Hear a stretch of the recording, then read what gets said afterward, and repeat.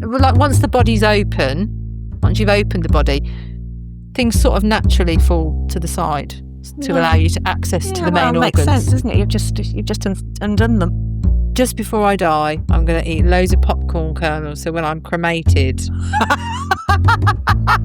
people are just going to hear popcorn, and popcorn's going to spill out of my mouth and out of all my orifices. Would that happen? Absolutely not. It's a death sentence.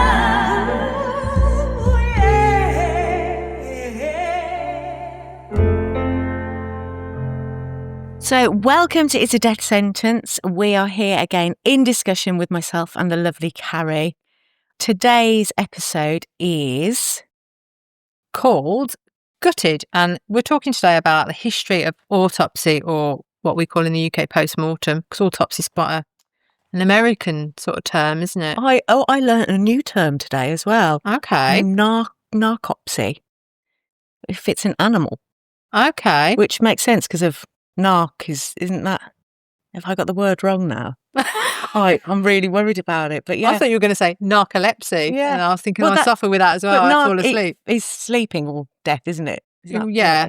But why they use that for animals and not for? Why do we call it an autopsy and not a narcopsy? I'm sure. I'm just feel like I'm going to do a quick Google of that. Yeah, I've got no idea, babe. That really. Yeah, but it's like so people who are vets. Okay. Well, yeah. So. Yeah, maybe. I'm just going to quickly... Now she's scared and she's researching frantically. I don't want to be wrong. Narcolepsy. No, not that. No. We know that. No. Yeah, I have that. I think we're going to start today. I know you're doing a bit of research there off the cuff. Yeah, really. We're going to start today, and we're going to pick a card from the death deck, aren't we? Yeah. We're going to pick one each. So the death deck, for any of you who doesn't know, is a deck of cards that basically gets you talking about death, and they're little conversation starters. Some of them are serious, some of them are funny. Sorry. Necropsy. Yeah, but neck is also that word is necrotic is like rotting. Yeah. So necropsy, but a necropsy. But it made me think: why do we use the word autopsy for humans and necropsy for animals? Okay, so the word autopsy is Greek in origin, and it comes from the words autos and opsis, which means basically to see for yourself. Ah, okay. So that's what autopsy means. It means looking for yourself. But I bet necro, that's probably a Greek word as well. Yeah, probably. A lot of the words are sort of rooted in Greek origin. And I know that necrotic and things like that mean sort of... the death of tissue. Yeah. Okay. So, yeah. Right, well, I'm glad we cleared that up. I mean, yeah, not that we're talking about animal autopsies today, but human autopsies. So an autopsy is basically the dissection of a human body. Yep. And it goes back centuries, darling. And how many do you do a day, Carrie? It varies. So it can be between 15, maybe, up to 15 a day. Not just me, the team. I thought you were going to say, 4. Yeah, sometimes it can be as low as maybe 6 to 8, and sometimes it can be, depending on time of year and winter pressures and all that, can go up to 15. It has gone up to 15 in the past. And that's a team of how many people? So a team of usually one pathologist, and varies between 3 or 4 APTs. Okay. So, and between us. I don't know if I asked you this on the last one. Do you do them on your own? Or is it always like a team? Per 2 of you? Per deceased, per body. No, you do them on your own. You do? Yeah. Okay, interesting. You eviscerate on your own, and then you tell the listeners what eviscerate means, because they might not know. You remove all the organs. Yeah. And then you give them to the doctor, and the doctor then. And those of you who've listened to any of our previous episodes, and especially over my dead body, we touched on this. Yeah, we talked about it, didn't we? Decided it's such an enormous area, and we've got an expert with us. Looking at me. Not an expert. We need to talk about it. Not an expert in anything. Right. So, I've picked my card. Did you pick it by looking at it? You cheated. I was half shuffling, and then I just saw this one. I haven't even read it because Again, for the listeners, the Death Deck, if you've watched any of our stuff from Birmingham Central Library or Birmingham Yodo interview, it's a pack of cards that are conversation starters about death. So we have decided to start this particular podcast with one of these, but I'm going to just go for random. Oh, look, it popped out. I'm going to have that one. You've got to have that one. Yeah. So shall I read mine? It Yes. says, I see dead people. You certainly do. I actually do every day. That's why. It says, it's common to see a deceased family member or friend in dreams or hallucinations when you are on the brink of death. Who would you want as your official greeter? Oh, an official greeter. Do they have a flag Hi. or like a sash? that Yeah, says official dying greeter? this way with a big arrow. Yeah, brilliant. Yeah, maybe. Who would I want as my official greeter? Well, please say somebody really random. Ooh, I think I would want somebody like... Jesus Christ. No, not quite. Like Prince, Wow. Okay. all in purple. Nice. Do the soundtrack little- of Purple Rain. Yeah, Nice. maybe something like him. Or Frankie Howard. Yeah. Okay. Someone great. Somebody Yeah. probably awesome Yeah. and So gay. someone awesome and gay. Yeah, probably. Brilliant. Wow. Yeah. Gosh, that is a really good question. I can't think. I suppose a lot of people would immediately go to like a deceased family member or something Yeah, like that. I mean, I don't want anyone to die before me Yeah. now. That's it. It's not allowed. Yeah. So you're going to go. Who would you choose, I- interestingly? I reckon I probably would go for somebody like Jesus Christ, just so that I know he does or does not exist. Yeah. But what if he doesn't turn up and you're on your own, like, where the fuck do I go now? Yeah, wow. Well, at least I'd have some questions answered. Yeah, And I knew it. And it's like, if it was possible to haunt people, I'd probably choose churches and try and make my message known. Yeah. Yeah. I don't know. What's your card say? Would you consider donating your entire body? Would you consider donating your entire body to a body farm where yes. natural decomposition is Heard of these. studied with significant benefits to forensic science? What a fantastic question. No, they haven't. I don't think they've got any body farms in the UK, but I thought maybe there is one actually in Bristol. I'm sure there used to be one. I know they use human feces to spread on the crops. It's not well known, but it does happen. I know somebody that does it. Oh no, They get massive really? contracts to do it every year. Okay. Yeah. So a shit spreader. A shit spreader. One is a shit spreader. So tell me a bit more. So you know what a body farm is. I'm sure they are. I don't know how commonplace they are now, but they basically are people that donate their bodies and they just left to the elements, and it's how they're studied then how they decompose. So when you say they're left to the elements, because we know if we bury a body, it's lack of oxygen, so they decompose slower. Whereas if they're left to the elements, heat and stuff like that, it helps forensic pathologists, I'm assuming, to be able to look at stages of decomposition and look at what happens to the body when it's outside, to know what is true trauma or what is from injury from the elements or from animals or whatever. So just to clarify, the image in my head is definitely rows of dead bodies on a field, because I think it pretty much really is like a field with scattered deceased. What could you imagine? I'm going to Google it and see if there's one in England. On your country walk. Yeah, just tripping and over also, a corpse. And the smell. Let's be honest, the smell. Yeah, that's where I was going to go with it. So from the little I know and what I've been researching, the smell of decomposition, if it's been left in the heat and is uncovered, is pretty intense and can make you vomit, can't it? Oh, it's vile. So if you had a whole area of that and the wind was blowing, you're going to smell it for some distance, surely.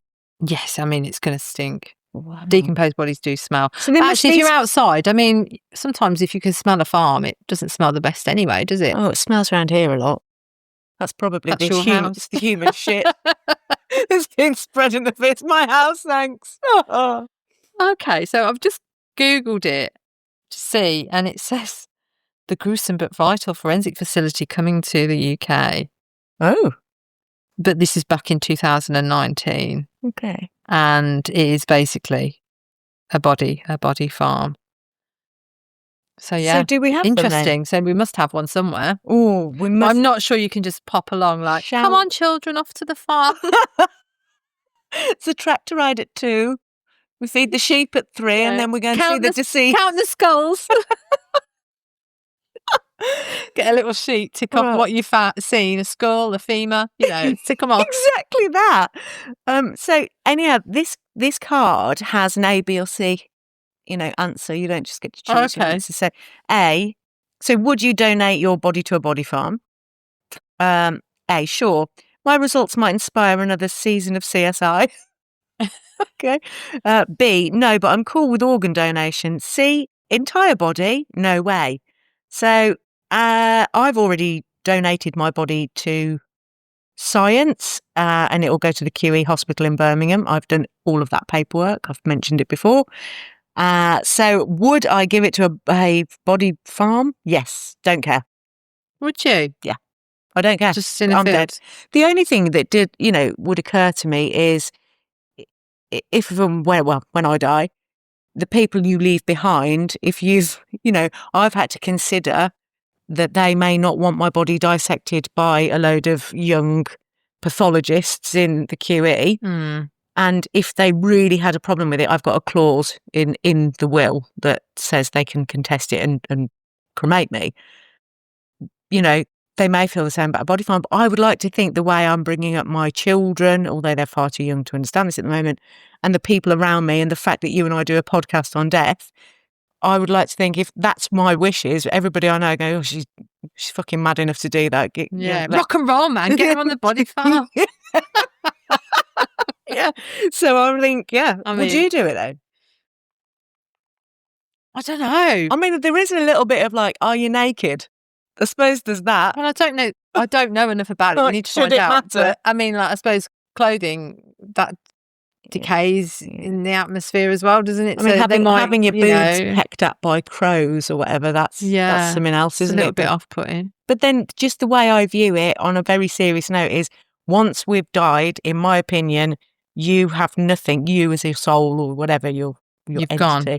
You've gone, and that you are a carcass and you are meat in the same ways. If you go to an abattoir and you see a cow strung up, it's not different.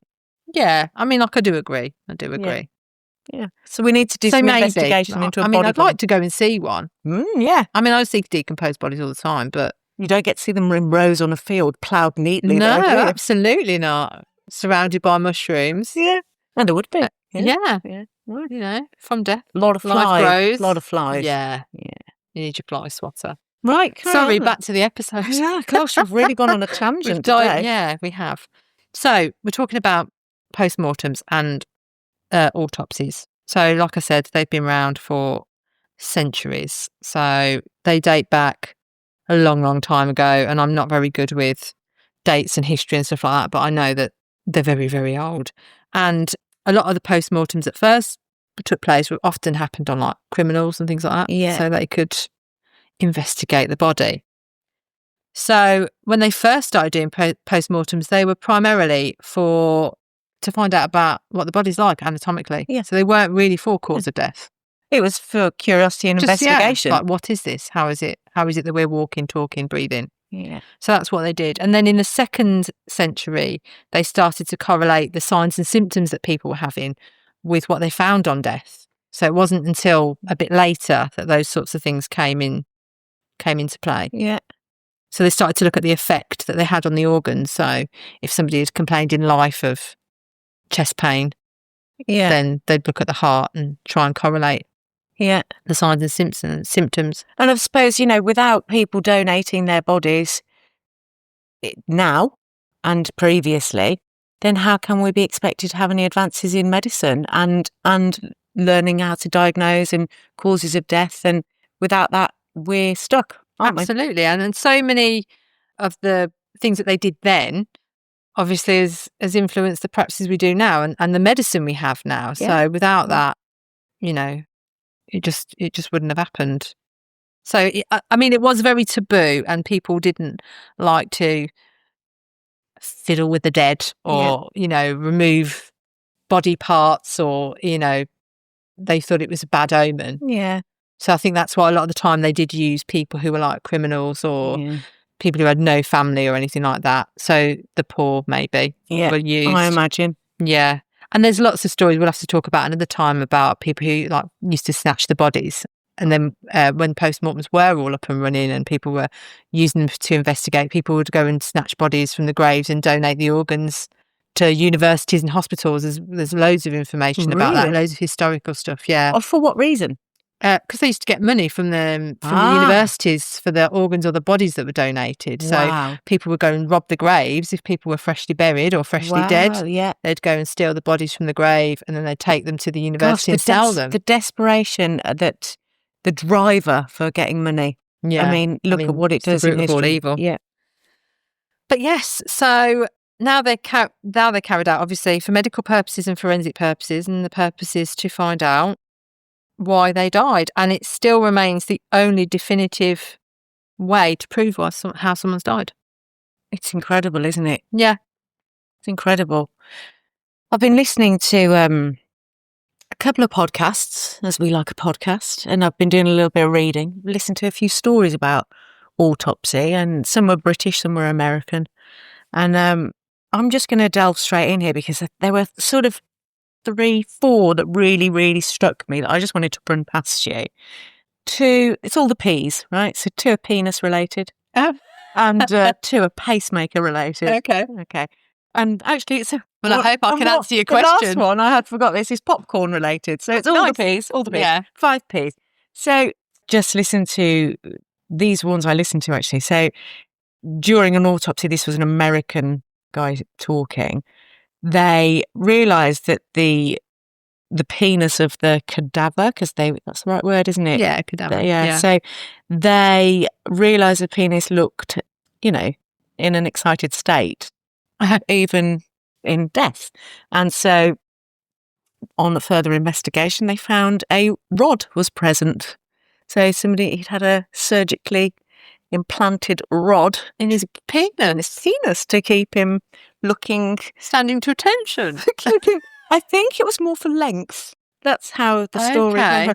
So my question to you, and I know that you will never talk about anything directly related to your job, but have you ever heard of anything like that before? I have never seen that, I would say. And I've seen a lot of penises Yeah, I bet. at work. Yeah. I'll clarify. No, I've never seen anything like that. No. From what I understand, be it was It's fascinated. quite historical. It's quite I think it had been in for some time, and he was an older chap as well. Okay. And then, fair play. yeah, my second penis story was similar. So I think this particular body had come in and was very bloated, which happens, Yeah. doesn't it? But the penis was noticeably bloated, and it was a pump. So it was a pump. Pump it up. Pump it up. So it was a liquid from around the balls area. Testis. I don't know. I mean, how do we say this? But it would fill up and cause an erection, and then they could manually decompress it so the liquid could go back into the carrier that was the liquid. What? So, I've never heard anything I like know, that. but That's these are amazing. incredible. I mean, the lengths men will go to get a boner. That is just ridiculous. I mean, I can only assume perhaps the penis pump was a result of erectile dysfunction, and that's how. Yeah, I hope that's not. It's not standard. I've not seen. No, I've not seen. so that. you've never seen anything really strange No. related. I mean, to that. things do swell. Yeah. Testicles and all that. Wow. They do really? swell. Yeah. Wow. But no, I've never come seen. across anything like that. No, but I mean, I will look out for that in the future. I think if that happens, we should discuss it. Absolutely. And then I'm going to come on to pacemaker. So there was another story. This was one I read, and they were young medical students going into some of their first lessons to do an autopsy or learn about autopsy. And the deceased had, well, they didn't know this at the time, but that the arm moved. Right. Frightened them all. Scared the bejesus out of them. And it was later found that the deceased had a pacemaker, which was still sending an electrical current. Okay. So was it so that made the arm twitch, It did made it? the arm twitch because it Okay. hadn't been disconnected. The other one was the heart had been taken out and is it kept in some fluid when they're learning? It's kept in some Formalin, yeah. And the teacher knew this was going to happen, but did it to prove a point. So to teach these young people who were learning to be pathology Vigilant. technicians, handed the heart to the first student, and it gave him a mild shock. Okay. More like static than like hurting them. But that again was a pacemaker that had been disconnected, but the wires were still in there. So yeah. I mean, I've taken out loads of pacemakers. okay, so what's your experience And of them? I've never had a shock. No. And defibrillators, they're turned off When at the hospital. Yeah. They can be turned off. Yeah. So I do wonder. I mean, these are stories. That they do. They are little wires, and sometimes they can poke you. Yeah. But they're definitely not electrical pulses. Still, I wonder if there's any truth. I in mean, that. I say that, but then story. when we've taken them out, we store them, and sometimes you can hear them going. They've been taken They're out. going off. Wow. Wow. So I wonder whether there's any truth in these stories. But what I would say is where I read and listened to these stories, I mean, obviously I've taken the 5 Ps, we'll come on to the last one, because I found them the most interesting. Yeah. But they were in amongst stories that were really quite pedestrian, things that you would expect. They weren't that exciting, which is why I'm not talking about them. So I don't know. Yeah. Maybe they've just been put in there for a bit of like I don't know. I mean, sensationalism. maybe they have. I don't know. Yeah. I mean, in my experience, I've never been. Yeah, perhaps they got wise with like that. Perhaps they got wise with pacemakers after a couple of people. Yeah, maybe. Endured it. Yeah. Who knows? And then the last one was probably not quite as exciting, but a man was. They were doing an autopsy on a man who was quite overweight, and they found he had scratches all over his own throat, the inside of his own throat. Okay. And they obviously didn't know the cause of his death, which is why he ended up having an autopsy. And when they went to take his tongue out, they found, well, hang on, I need to set the story. So he was in a cinema and was found dead in a cinema. He'd gone on his own. I mean, who goes to the cinema alone? I know, it's already sad, isn't I'm joking. it? Anyone who goes on their own. Already sad. But he had got obviously quite excitable with the popcorn and shoved it in his mouth at a rapid speed and choked, and the scratch marks were him trying to get the popcorn out of his own throat because they found it under his fingernails. Dear. Yeah, I mean, that is a way to go. Death by popcorn in a cinema. I mean, yeah. And it was the cleaners that found him. Oh. So he actually made it to the end of the film then? No one knows. Oh, he would have done, because they come in when the film's off and everyone's got up and left, and this poor guy's just there, dead. choked on his own popcorn. Yep. Wow. I hope the film was worth it. Yes. I mean, I do take out from there, darling. I do take out throats and tongues and things as part of the post-mortem process. And we do have occasionally people who have choked and you can see food lodged on in, food, and, still in situ.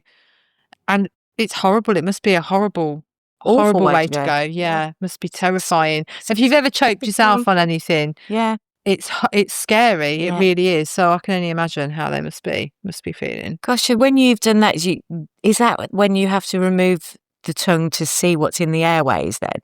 So yeah, we take that out as part of the top block. So we will take the tongue and the throat out. Right, okay.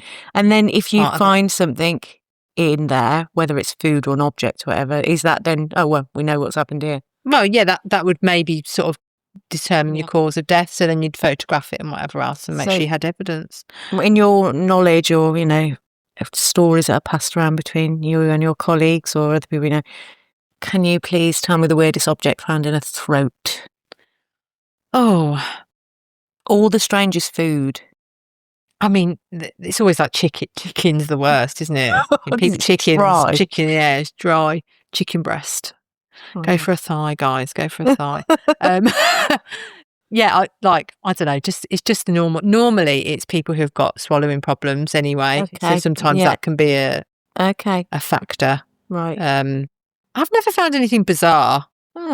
Just your normal bog standard food. Really? Yeah. So it's a bit boring, really. Yeah. Wow. Talking about popcorn, have you heard that?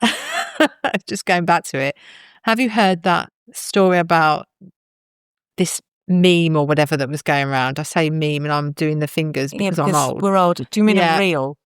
I don't know what it is. It was like this guy saying, when I die, I'm going to eat just before I die. I'm going to eat loads of popcorn kernels. So when I'm cremated, people are just going to hear popcorn, and popcorn's going to spill out of my mouth and out of all my orifices. Would that happen? Absolutely not. Why? It just wouldn't.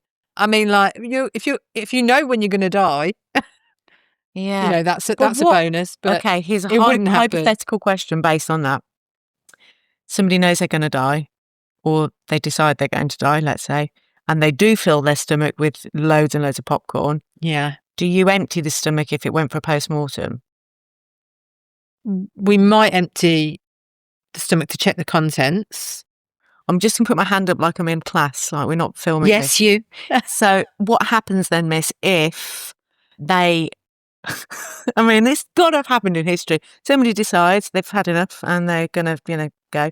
Or maybe, so they're full of popcorn kernels and then they set fire to themselves or in a fire. Would the popcorn pop in their body? No, because they'd die before that. Wouldn't they? They'd die of shock or whatever. But the popcorn surely would still pop. But the popcorn, I mean, when you make popcorn, do you use stomach acid and watery, fluidy type thing? I try not to because it tastes disgusting. Yeah, the kids don't like it. But you use oil, don't you? So, popcorn kernels, they're gonna go into just your so tummy. you know, you did this. This was your doing. This was your. I know. No, yeah, I'm regretting it now. Anyway, it wasn't me. Don't do it, kids. It doesn't work. No, it doesn't work. All right. So yeah, that was that. What are we talking about now? I mean, I can go on. I've got loads of questions. I've always got questions for you because your job fascinates me. Yeah. So shall we talk about the first forensic post-mortem that was ever performed? Do you want to know who it was on? Yes. Julius Caesar. Wow. Did you know that? No. I found that out when I was researching for this episode. And it said that the first forensic post-mortem Isn't that where autopsy we get was... C-section from, though, as well? Julius Caesar. Sure he had a wife who... Oh, maybe. I don't know. I'm sure it's the That's C-section worth by investigating. Caesarean by Caesar, yeah. Maybe. But it said after he was killed, to find out which of the stab wounds he received out of the 23. Wow. I mean, somebody wanted him dead. Yeah. To find out which was the fatal one. Okay. And that was the first forensic post-mortem. And it turned out to be the chest stab wound that ruptured his aorta. And that's what killed him. That's what done him in, governor. Well, I suppose by that time they had a really good, a fairly solid knowledge of anatomy, so they could actually work that out. Because like we said, earlier, had they not started doing it on poor people and criminals, and, I suppose we wouldn't have any knowledge of it, would we? No. And also, I mean, I sound like I'm just talking about facts that you're not going to know, but when you think of the painters Michelangelo and Leonardo da Vinci, do you think of autopsy? I definitely don't. No. But they actually did autopsies themselves because they studied anatomy to draw it. Ah, that makes so much sense. Yeah, in the Renaissance, is it the Renaissance time? Renaissance period. They did lots of anatomy drawings and they actually did dissections themselves to be able to, facilitate those drawings. I thought that was amazing. Really interesting. It was on something I was reading earlier as well about people doing life drawings, how some of them were encouraged to attend when they could, people watching a post-mortem, so they understood the anatomy of the body as well. That's amazing, isn't it? Really interesting. It makes perfect sense. Yeah. See one, do and one. Also, see one, do one. And would we also have a slightly different kind of viewpoint, knowing what's inside that you don't see? Yes. Yeah. So yeah, sorry, I thought that was just interesting. I thought I'd just throw that little fact in there. Well, I would. I mean, some of the things I've got written here are really disgusting and not very nice, but I also think that they are things that people, if they were sat in a room with you, Carrie, would want to know. Go for it. I'll just dive straight in. So we may have touched on this before, but I, again, did a little bit of research and I know I've talked to you about it before. So if this is a repetition from another episode, I'm sorry, but people are incredibly overweight. What special things do you need to take into account to perform a post-mortem on somebody? So firstly, I've got to assume you've got to move the body. How is that done when they're so overweight? Hard. Really? It's hard, yeah. I mean, it's a very physical job. Yeah. So obviously you wouldn't move anybody on your own, but I mean, we've got hoists, we've got equipment, we've got trays on rollers, it would take multiple members of staff to be able to move somebody of that size. There are things available like slide sheets to assist. Generally, we don't have that in the mortuary, but they are available. You can get hold of them if you were desperate. Obviously, you need storage to be able to fit someone who's bariatric. So what's that word you just used? Like a bariatric would mean somebody who is morbidly obese, like a bariatric fridges, so they're big enough to get the deceased in, high enough. Do you have those then? Or do you have to hire them in? We've got some bariatric spaces in our mortuary. Wow. Okay. So obviously, the most important thing is storage of the deceased. To make sure they're stored properly for their dignity, to preserve the body and all that sort of stuff. So we have to make sure we can fit them in the fridge. Then we need the capacity to be able to move them. And then during a post-mortem, it's exactly the same as a normal one, apart from the fact that sometimes they are maybe slightly larger. Yeah. So to get through, if somebody's, I'm talking grossly overweight, like super obese, that fat, is it yellow? Yeah. Yeah. So you got to get through all that to get to the organs. Yeah. How, is it just get stuck in? Yeah. I mean, like everybody's got that layer. Obviously, if you're morbidly obese, maybe it's slightly more. Yeah. I think the only challenge for me is height because I'm not particularly tall. Okay. So, I have to sometimes get on my tippy toes to get into the body, as it were. But generally, they provide you with a small step? There are steps available. Yeah. We do what we can to get what we need. And occasion, like once the body's open, once you've opened the body, things sort of naturally fall to the side to allow you to access to the main organs. Makes sense, doesn't it? You've just undone them. Yeah. That's gravitational, isn't it? So it's not too bad. Okay. Well, the size isn't a major problem. Okay. You can overcome that. Yeah. You've just got to get yourself a step and... Yeah. Don't wear your heels. No. Here's another one. Are bodies ever exhumed and then come into you? Not regularly, but we have had people who are going for their funeral and then been called into us. So they're in their funeral suit. Wow. And then we've had to undress them and then do a post-mortem for whatever reason. The only time we have had anybody exhumed, in my experience, and my experience isn't anywhere near as much as the men who are some of the people I work with. We had a person who'd passed away. He was deemed to have no next of kin. He had a small fortune. Wow. Then a family member became apparent.